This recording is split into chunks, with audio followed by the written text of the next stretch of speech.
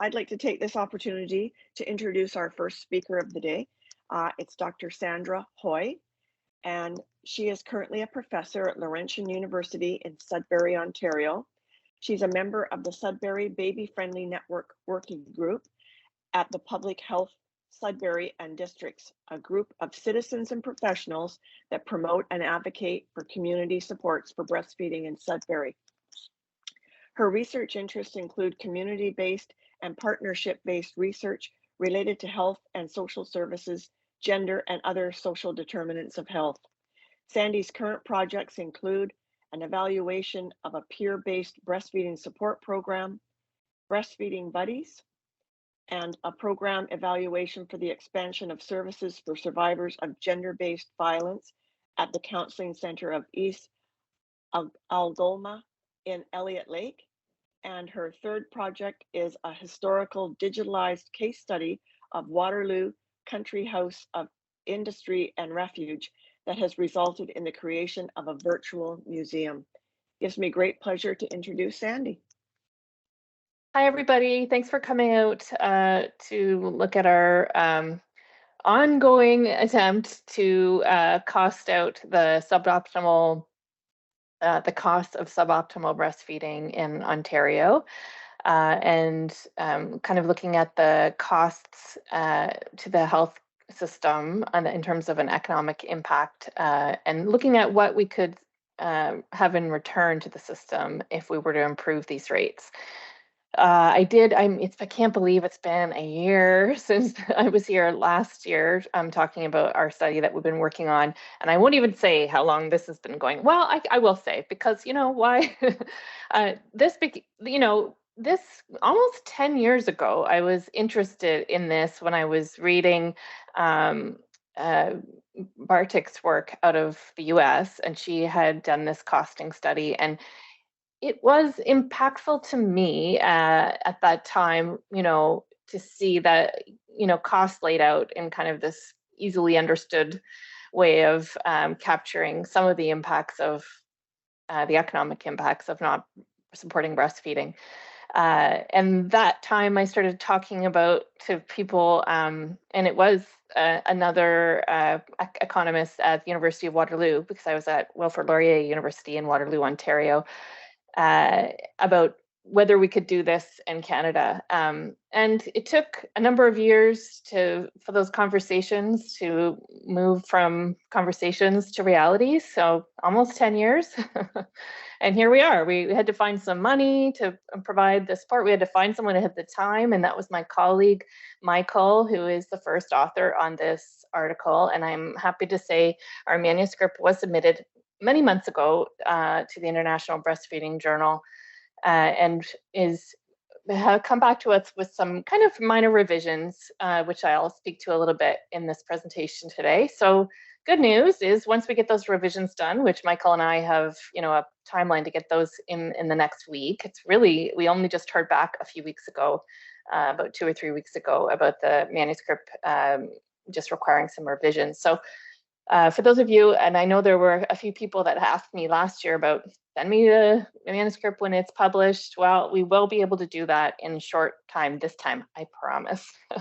So here I am a year later, and I'm going to go over some of the things that I shared last year.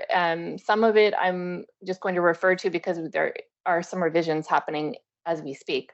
And then I was asked to kind of consider, what are the implications for advocacy? And I have some thoughts on that. I also want to kind of take it back to the group to consider more broadly, what's the state of advocacy? I'm interested in maybe thoughts of anybody, if anyone wants to share thoughts around the state of advocacy and breastfeeding in Canada right now.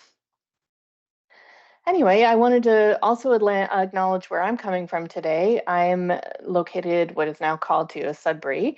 Laurentian University itself is located on the traditional territory of the Tikmashing and Anishinaabe First Nation, and the city of Sudbury is also located on the Wanapitei First Nation. I want to acknowledge the land where Laurentian is located and where my home here in Greater Sudbury is located falls under the Robinson-Huron Treaty of 1850. Some good news recently about treaty settlements moving forward, although the government still wants to keep things in court. I think it looks like there's going to be a settlement for folks, First Nations in and around the Robinson-Huron Treaty. If you're interested in learning more, I have a link there. I think it's really important to understand the treaty relationships and what that means in our work and everyday lives.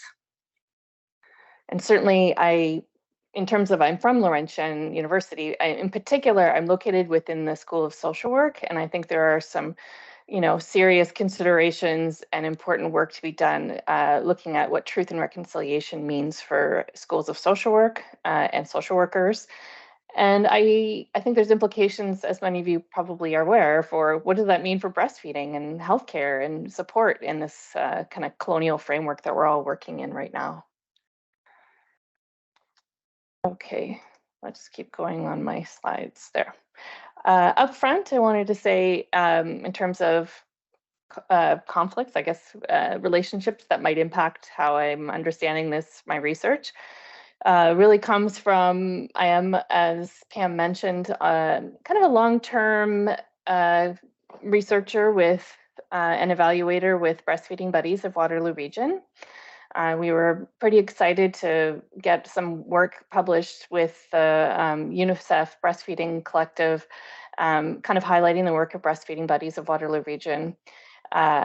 So I help them write grants, and we work together very closely. So certainly I'm not coming to this place today as an objective I have a bias. I absolutely think breastfeeding is amazing. I am a breastfeeding mother. I'm no longer breastfeeding my children. They're 9 and 12, but I am also a former client of Breastfeeding Buddies of Waterloo Region. And really, I am kind of the first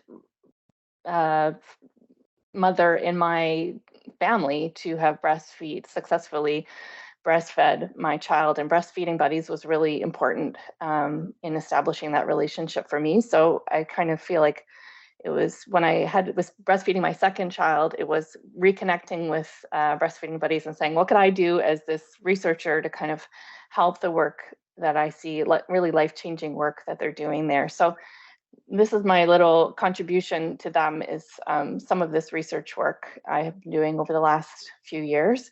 And we've been really fortunate to have a private foundation fund some of the expansion of Breastfeeding Buddies over the last few years, and including providing dollars to fund Michael's time on this project related to the cost analysis.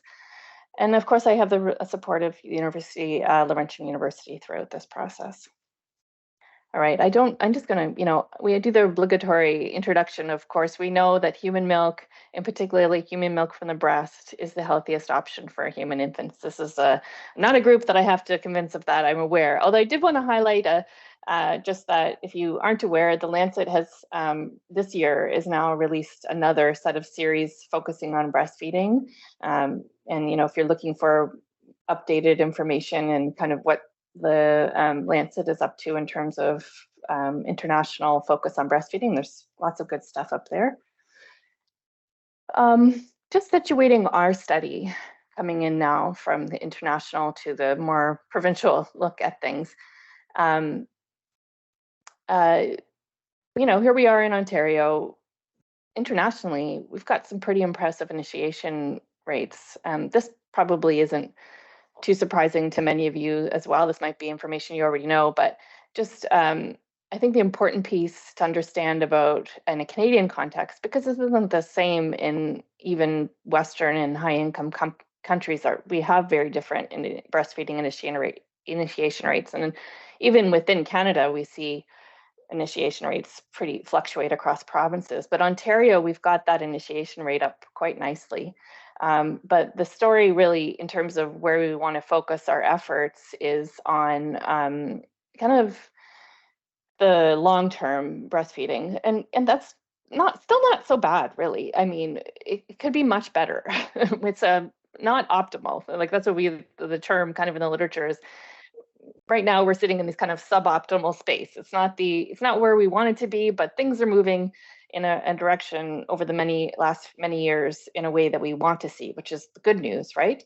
And there's different ways that we measure breastfeeding and rates. When people say breastfeeding rates, I don't know about you, but sometimes as a researcher, it's frustrating because often are simply referring to the initiation rate of that I'm trying to breastfeed at birth. And, that rate is impressive and it's wonderful. It means that people want to do this. They want to try and develop that breastfeeding relationship.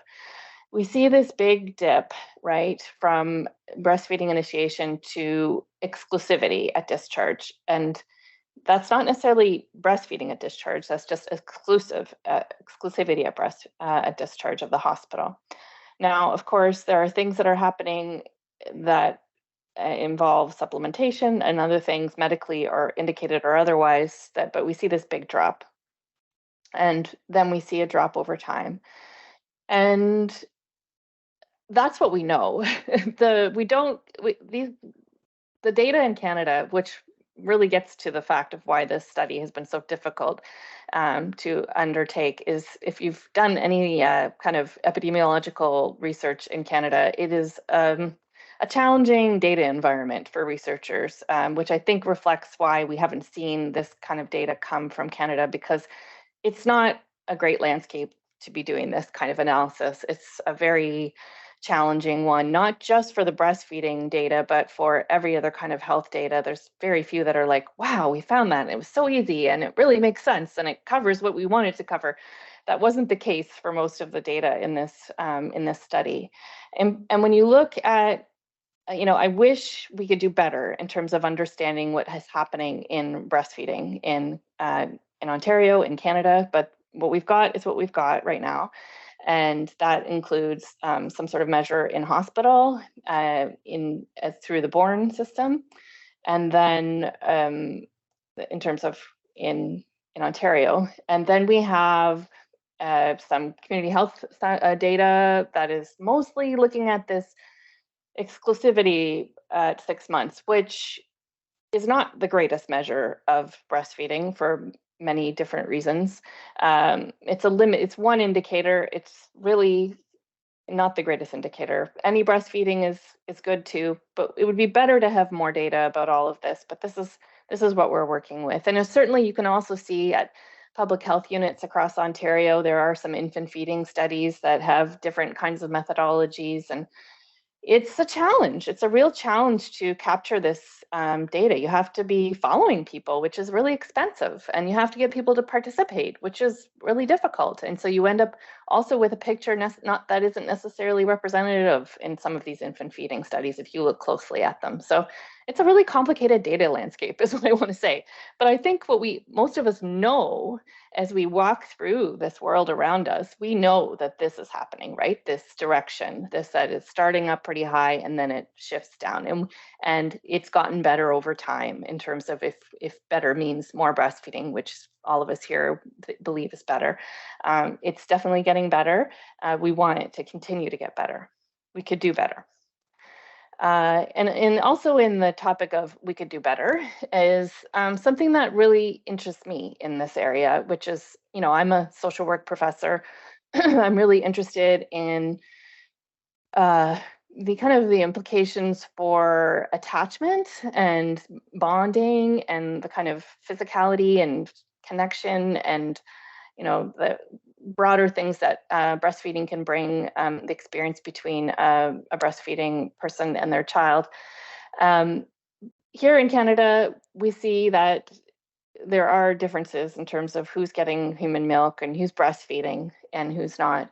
For example, we're not doing the greatest in NICUs in terms of getting the most vulnerable babies to be breastfeeding. And across Canada, children from white, educated, older, middle-class women are more likely to be breastfed than all others.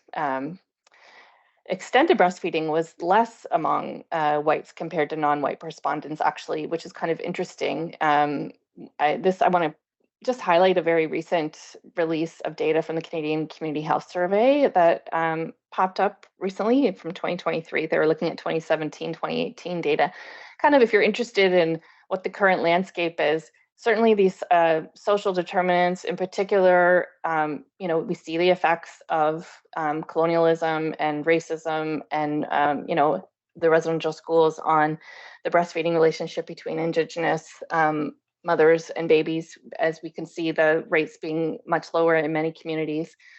Similarly, we see the impact of coming to Canada, that you're more likely to be breastfeeding extended when you are a recent immigrant than when you have been here longer. You're kind of becoming more like us that have already been in Canada. You're reducing your breastfeeding quicker. Similarly, some interesting Indigenous, I don't have it cited here, but it just popped into my mind, some interesting data that is out there related to Inuit breastfeeding practices, and how, yes, Inuit women are less likely to breastfeed their babies, but when they do and they have the supportive community, they're much more likely to breastfeed their babies longer. So that there is evidence of cultural still kind of hanging on in places. And the question for us is, like, how do we work with that? How do we get out of the way in terms of the colonizing practices that have happened, and let people work within their own communities to build those relationships back? So coming back to what I'm here today to talk about, which is the costs of not breastfeeding. So kind of I'm kind of spending my time a little bit there, my passion, which is the social part of breastfeeding. But this kind of project that I've been involved with for the last many years with Michael Ona, we really got into first by being inspired by international studies that have costed out what the costs of not breastfeeding are, increasing what we see from, for example, Walters and colleagues from 2019, which was a kind of a worldwide study. Increasing breastfeeding to a near universal level could prevent 595,379 childhood deaths from diarrhea and pneumonia each year, reduce cases of childhood obesity, prevent deaths from breast and ovarian cancer, as well as type 2 diabetes. And they costed that out to be, these enormous figures of what our current human feeding practices are doing to the planet and to ourselves. It's not a good picture, and it's costing a lot of money.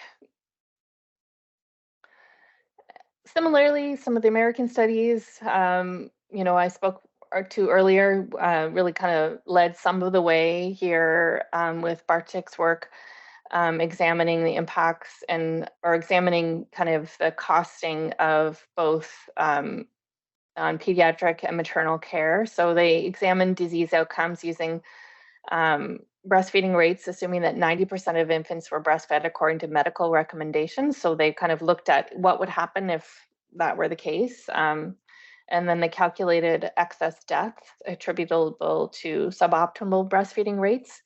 They included maternal myocardial infarction, which we have not done in this study, but they also included breast cancer and diabetes. They looked at excess pediatric deaths, including those due to sudden infant death syndrome and necrotizing enterocolitis.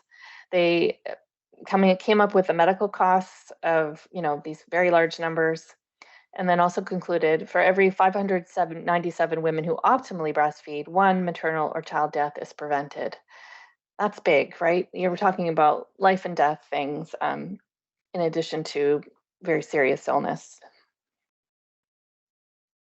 You may be aware of the fact that there's this cost of not breastfeeding tool that's available. There's a link here if you're interested in, or you can just Google the cost of not breastfeeding. And there's all these little things that you can play around with related to if we were to shift and what the costs are and the deaths and the cases.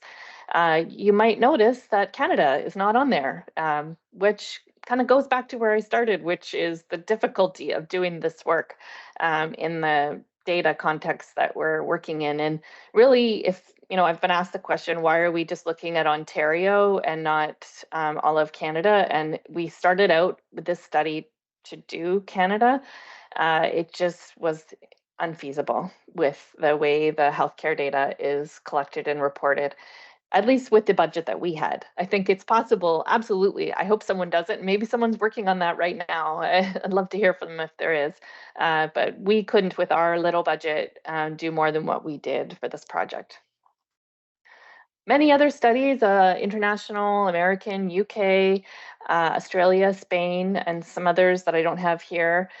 I would mention that our study really was guided by the UK Renfrew study, which is a very large report. If you're interested, you can check it out. It's available online. It's not something you have to have access to any kind of peer-reviewed journals. It's a UNICEF report, and it was recommended to us by a health economist who said, Renfrew took a very conservative approach to calculations. And that is what we decided to use for our study as well.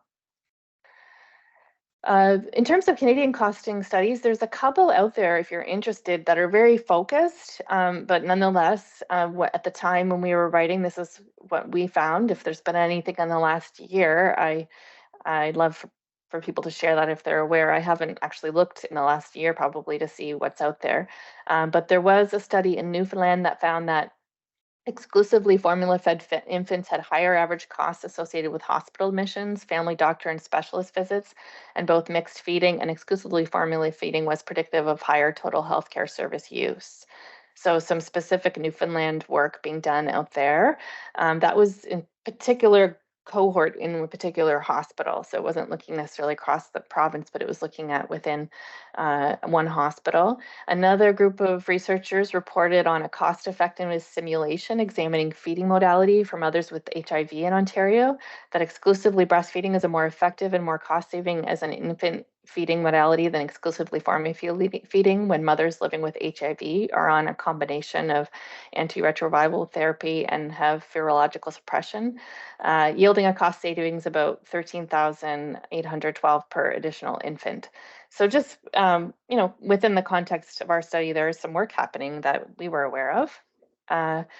In our costing study, we sought to estimate the costs of suboptimal breastfeeding rates to the Ontario healthcare system and model the healthcare stock cost savings if exclusive breastfeeding rates were increased. And again, the choice of exclusive breastfeeding really was driven by the data. We are also looking at some of the revisions we're looking at for our cancer data. We'll also be looking at any breastfeeding. I'm not reporting those here today because we're looking at the revisions right now. It's the data is being looked at, but I just want to mention that we have kind of shifted into not just exclusive breastfeeding, but any breastfeeding, at least for the cancer data.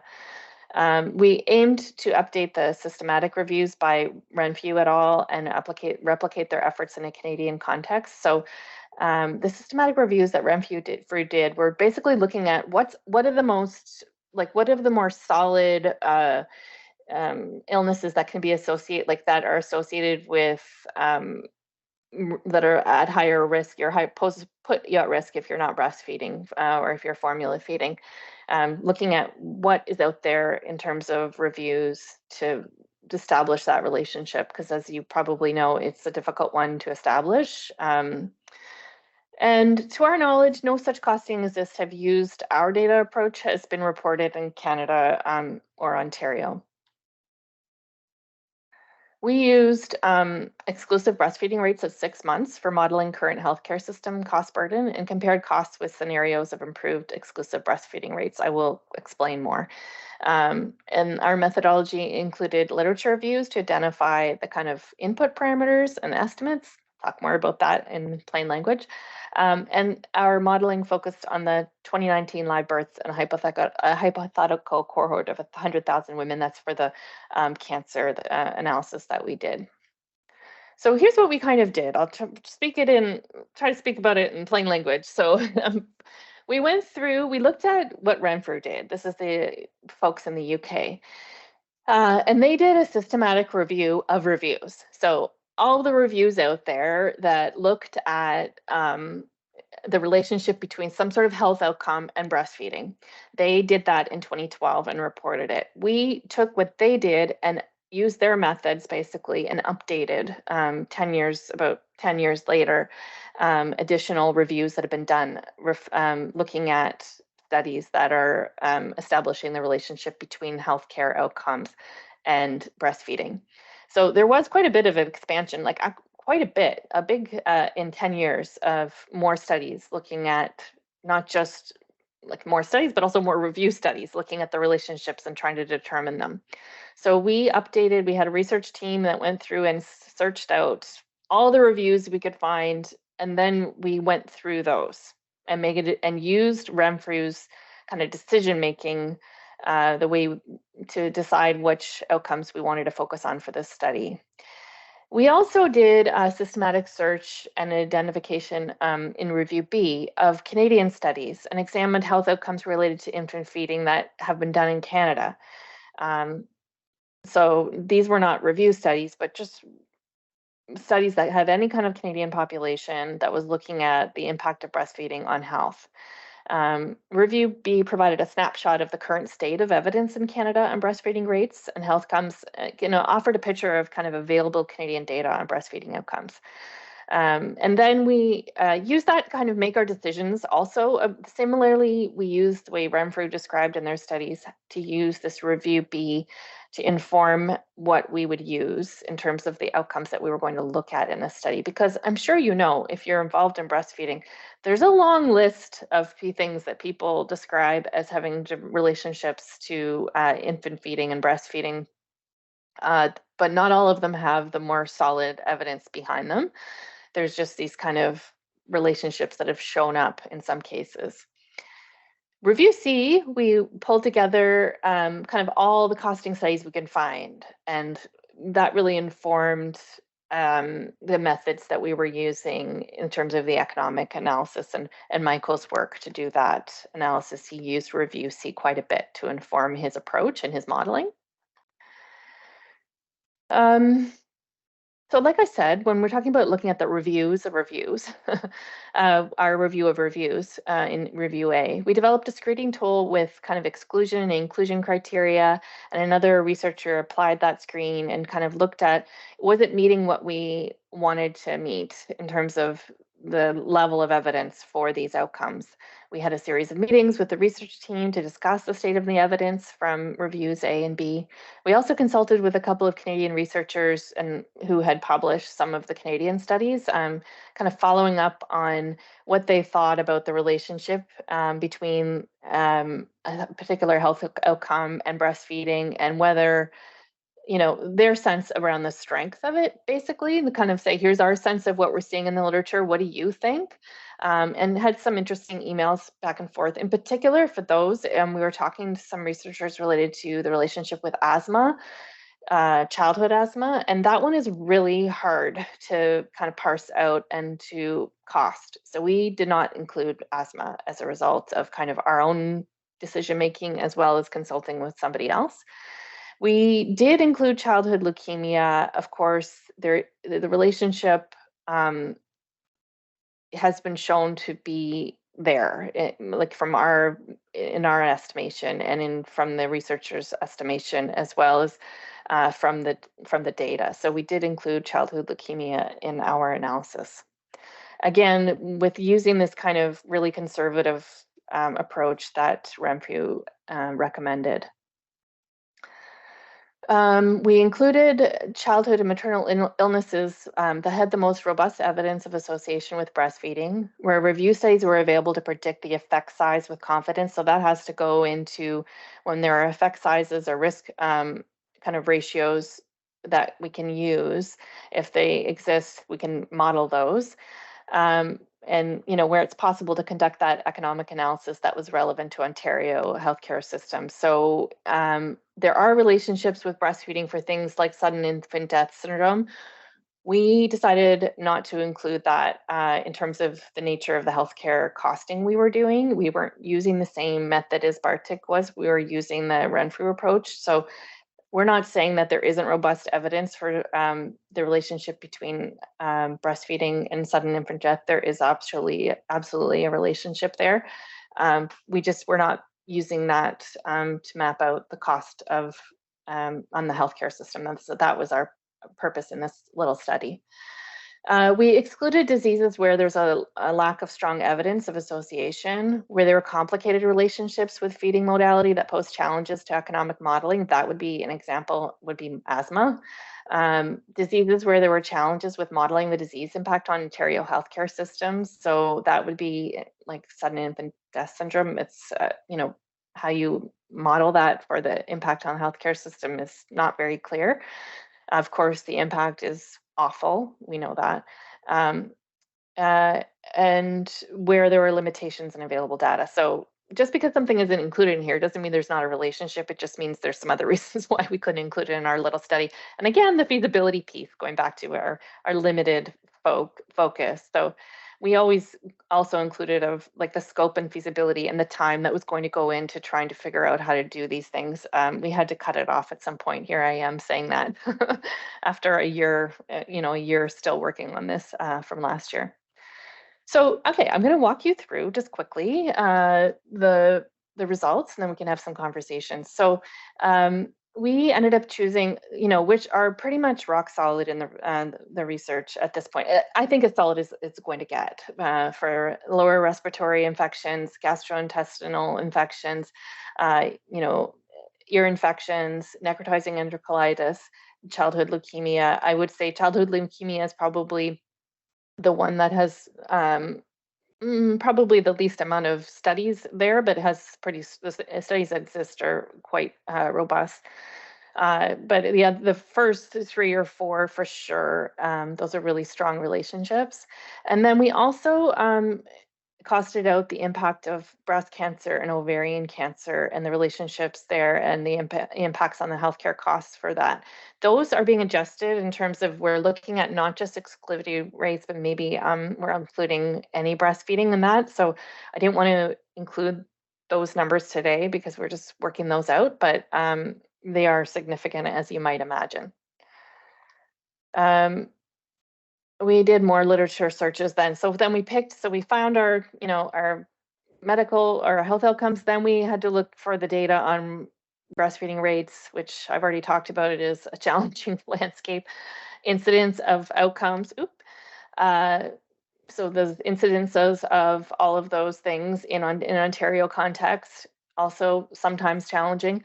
Incidence of care episodes, so outpatient consultations and hospitalizations specific to the selected conditions, and then the costs for all those. So there's multiple levels of searching out data here, which just I also want to thank our third author, Kathleen Slafstra, who did a lot of the groundwork on these. Her and I kind of going through all of this.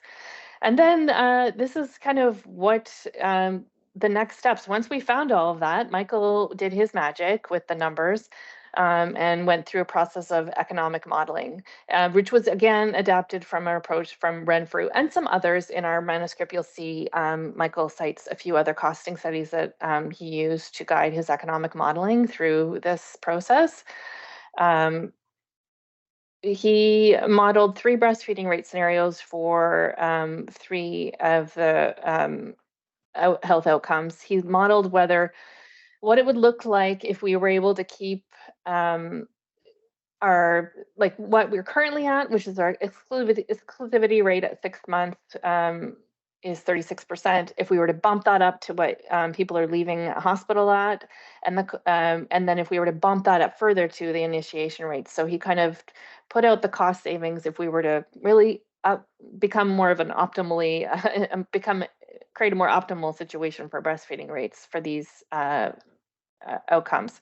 Similarly for NEC, he was looking at the current rate of any breastfeeding at NICU discharge, increasing that rate to at 6 months, and then increasing the rate to the initiation rate for all babies in Ontario if we were to keep that. So kind of looking at if we were to boost those numbers, what would be the economic impacts on the healthcare system?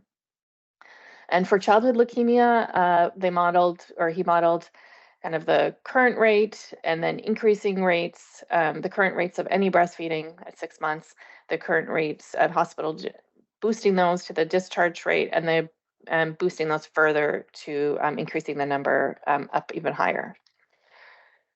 Then there was some economic modeling that's described in our paper. If that's something that you are interested in reading more about, you can. And Michael really should be speaking to this part of it. So I'll just mention that he, undertook kind of the same things that others are doing and borrowed from other studies.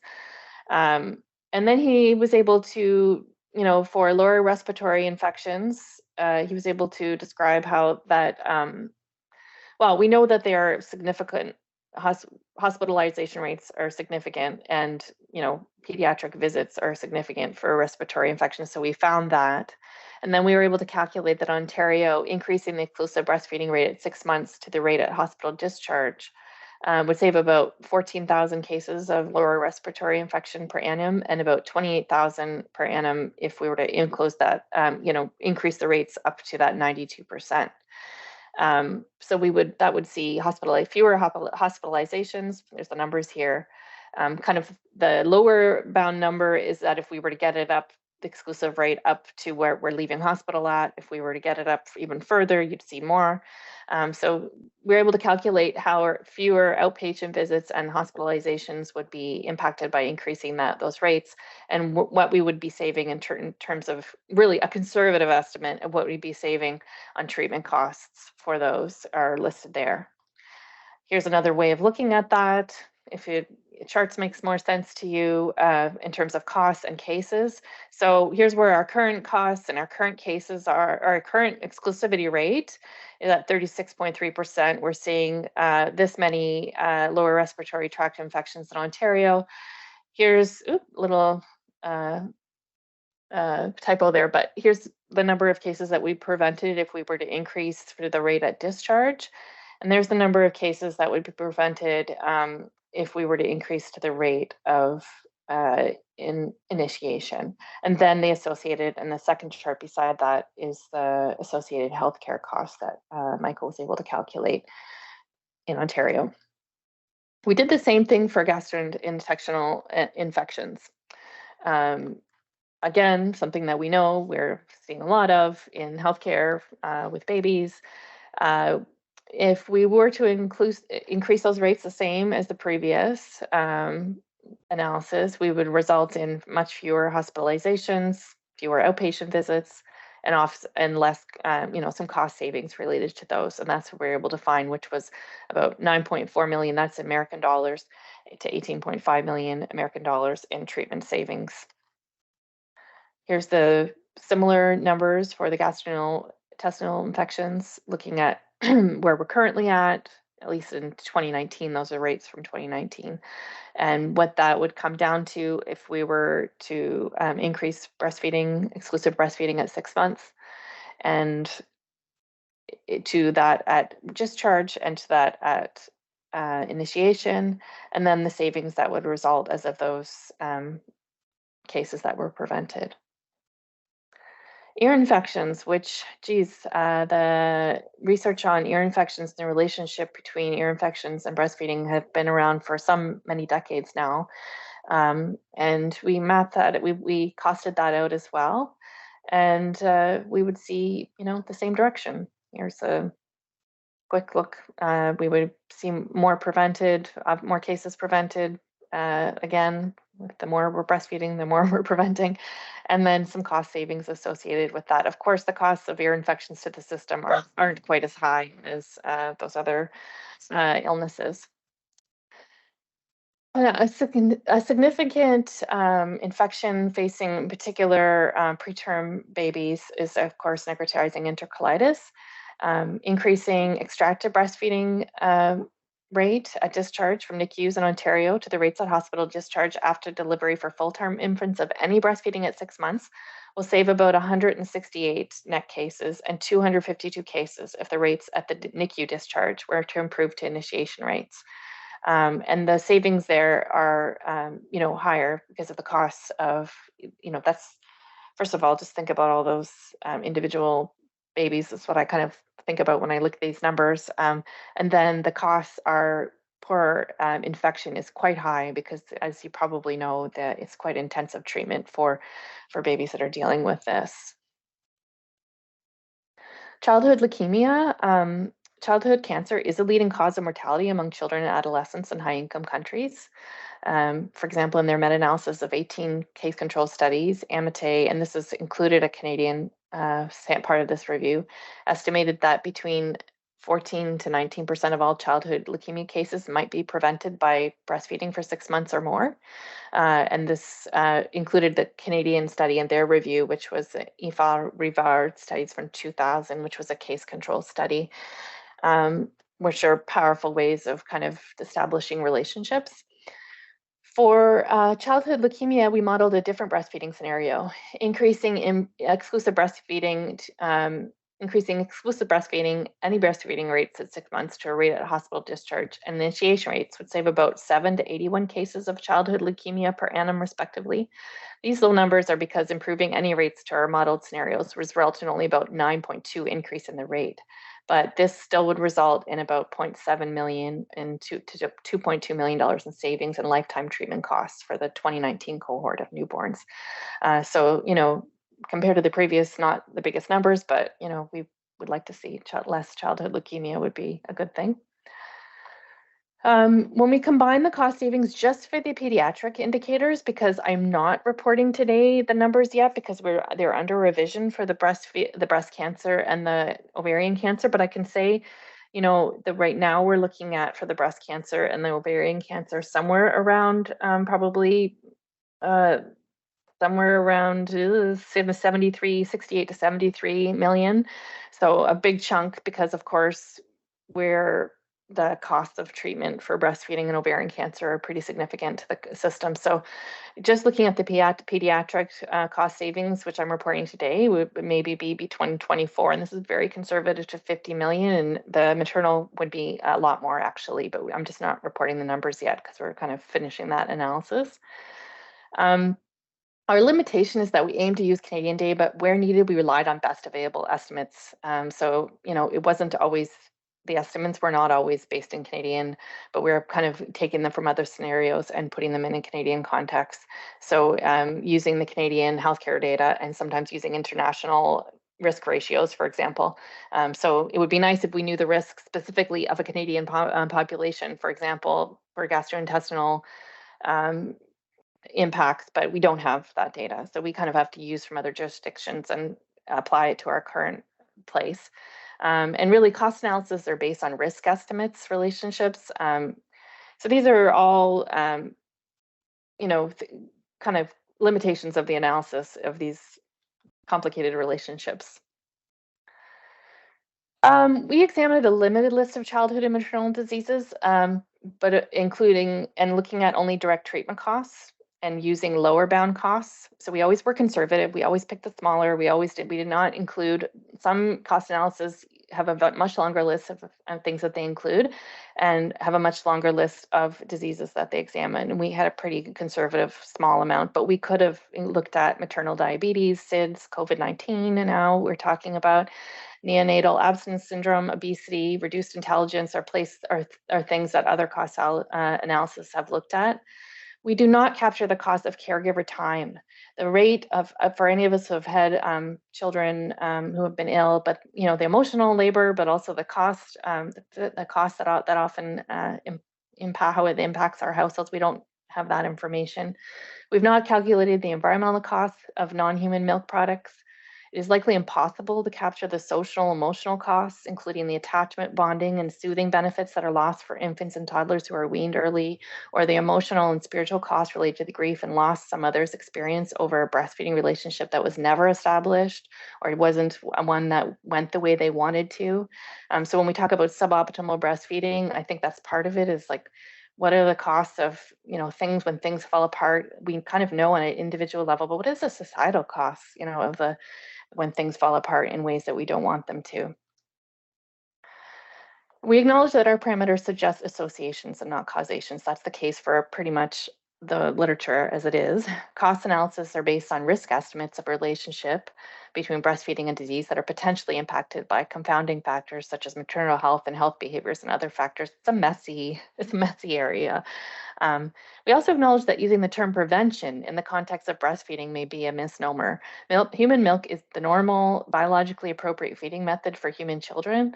Some argue that breast milk does not prevent disease. It is simply the norm. Rather, we should be talking about the fact that what we're giving, what we're feeding in terms of human formula is really the risky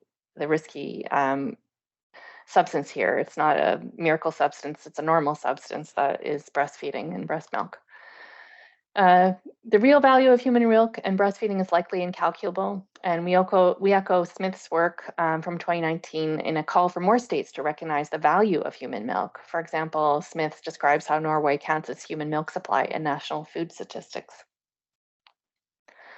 So how might the healthcare system in Ontario and elsewhere see the cost savings that would come from these increased breastfeeding rates? I'm aware of the time, so I'm just going to quickly say a significant amount of population in Ontario wants to breastfeed. We see family leave policies improving, but they could be better. And that advocates are working hard in Canada. I hope, we're working hard to keep that on the agenda. But how do we do better? Well, I think, I'm really interested in the idea of just ways of knowing. The idea that widespread acceptance of infant formula as an acceptable low-risk substitute by healthcare providers pervades our healthcare system. This is not based on evidence. We know the evidence is that there are risks to this substance. And these beliefs are kind of staying alive despite the evidence, which is, to me, quite frankly, disturbing, because I thought we are supposed to be working in this kind of evidence-based environment in terms of our healthcare system. And when it comes to breast milk and substitutes for breast milk, I think it's this belief system that's hanging on despite evidence. So how can we use this information for advocacy? Continue to highlight the loads of evidence that this kind of study is based on, which is that it is not an equal there are risks to infant formula, and we just have to keep saying that. It does not feel comfortable for people, and how we say it, I think, is really important to think about how we say this in a way that it can be heard, which is not the purpose of our study, but I think that this is what I think about a lot, is about this ways of knowing and how beliefs hang on despite evidence. Following the evidence when it comes to breastfeeding friendly, including skin to skin within the hour after birth, increasing access to peer support, a little shout out there, of course, to breastfeeding buddies and other people that are doing that important work, and other community-based supports that are relevant to people and their lived experience who may not always get their needs met by the mainstream healthcare system. Obviously, we know the expansion of midwifery services and mother-centered model of care would be wonderful.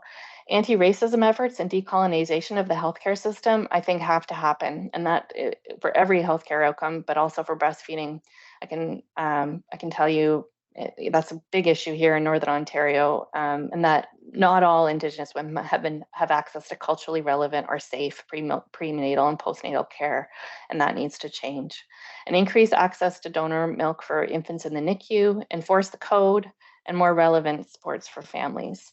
And the questions I wanted to throw back out, now that I'm done, how might you use this information for education efforts, for advocacy efforts? I think for me, it's challenging that way of knowing that this is something that there are no risks to, the formula, there are risks, but how do we do that in a way that people can digest and accept that? I think we're living in a time where people have versions of truth that aren't necessarily sitting with the evidence, and it's sometimes hard to shake those, but how do we do that? My dogs are, I thought I had them quiet for the presentation, but here they go. And I wonder about one of the other questions people had was, is this information applicable to other provinces? I think it probably is. And how do we build on this momentum of cost savings? Because it really is just only one little way of understanding the benefits of breastfeeding, in a larger story that is this powerful relationship that we now know, has lifelong effects. So I don't know if you have any questions for me, but I want to thank you for your time. And I'm curious about this piece around advocacy of how do we use this kind of information in our, maybe perhaps as you're writing grants and whatnot, but how do we do this to shift these kinds of conversations into a space that recognizes the importance of breastfeeding and the costs of not supporting breastfeeding?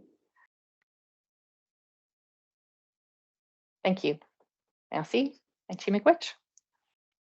Thank you so much, Sandra. I feel energized and I hope others feel that as well. I want to invite the group to participate in this discussion period and ask your questions. And I know there was one a little while back in the chat, so I just want to offer an opportunity for that particular question to be covered, Sandra. So I'm just looking back, and what I see is I'm curious about the NICU discharge data. Is this breastfeeding or receiving breast milk in general? And then from there, if folks could raise their hands and participate, if you'd like, in the discussion and or place them in the chat box, that would be wonderful. So back to you, Sandra, to respond. It is, I believe where we ended up, it was receiving breast milk in general. It was not breastfeeding. But we did look at, I think this was part of our revisions, actually. It's a good question, because the reviewers asked us the same thing. And I think he remodeled it. And that's the data that I have seen, the revisions have been made that looked at, and you could find more details in the paper, but we actually looked at, if we were to increase the rates to breastfeeding rates, not just to milk rates. So I don't know if that answers the question, but certainly the details of that would be available in the study. But yes, mostly when the data that is available looks at milk, not breastfeeding. Thank you, Sandra. And I see another comment, less a question, but just a comment from Kate. I feel that there is a fear of being open or blunt about formula in being reported or fired. So that's a fascinating comment. Kate, I don't know if you want to expand on it or if others want to share their reflections.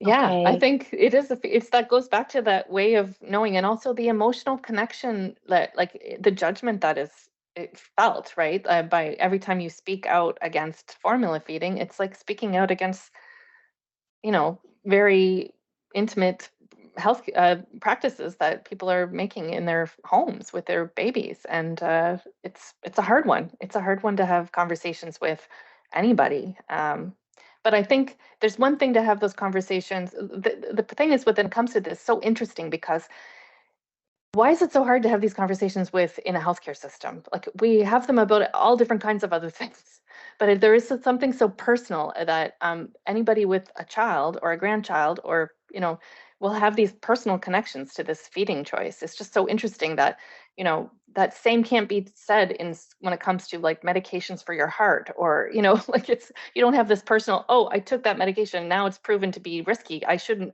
not do that anymore.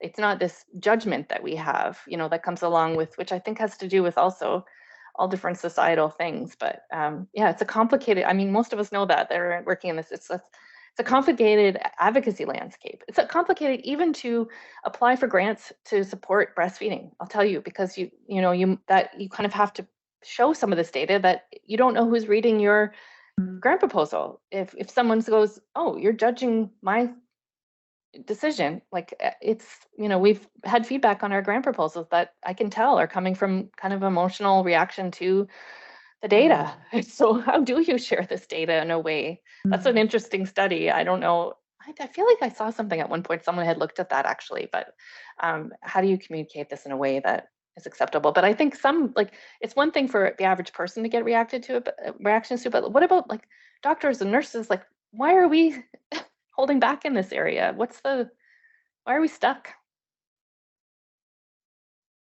Yes, and in that note, when you brought up doctors and nurses, Sandra, food costing would be very applicable to our government partners, and so another layer, of challenge to have those emotional conversations in a non-emotional way. Thank you so much for responding to that comment. And I see another hand, and I know we're closing on time, so I'll invite anybody else who would like to ask a question. We may have time for one more after Steph. So over to you, Steph, to ask your question.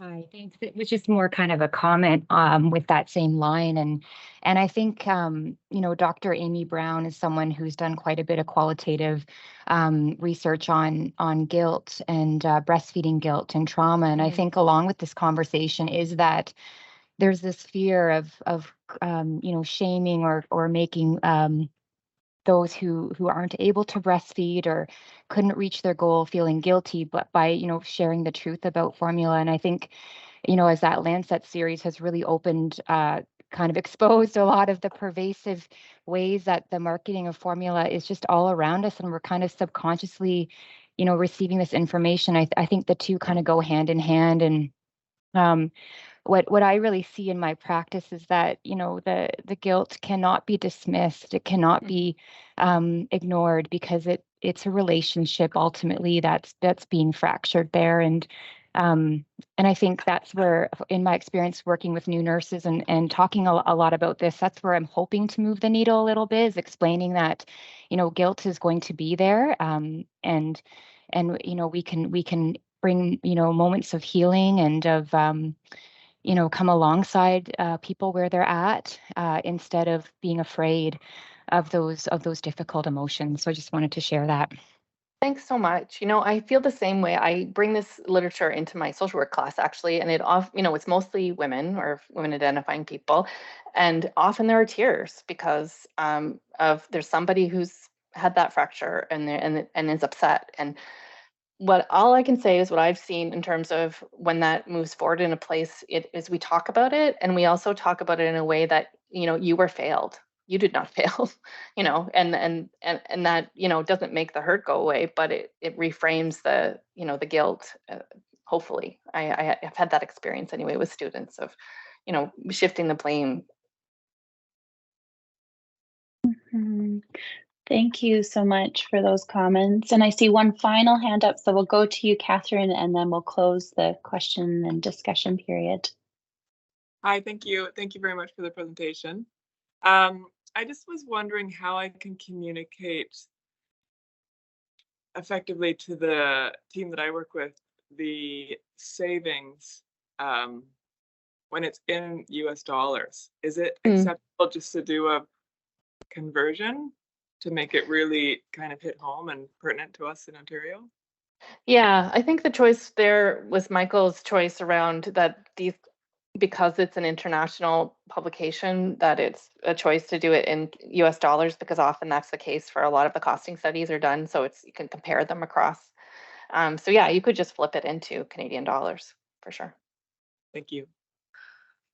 Thank you, Catherine. And thank you again, Sandra, for this really excellent presentation. And I saw earlier a question about, will these slides be made available? And Kathy reminded us that the session is recorded and will be posted on the Breastfeeding Committee for Canada's webpage, specifically for National Breastfeeding Week, which I've just pasted in the chat box for all of you. And another reminder is that the new toolkit that was released to celebrate National Breastfeeding Week is available on the same webpage, available in French and in English. So I encourage you to review it and share it with your teams, and hope that helps you in celebrating this week's National Breastfeeding Week. So thank you again, Sandra, and for the team for gathering. And I see on the screen, we'll place that link in the chat box. And if you can evaluate today's session, that will really help us in planning future sessions. And thanks, everybody. We'll close today's session, and we welcome you to join us again tomorrow for our second session. Happy Breastfeeding Week.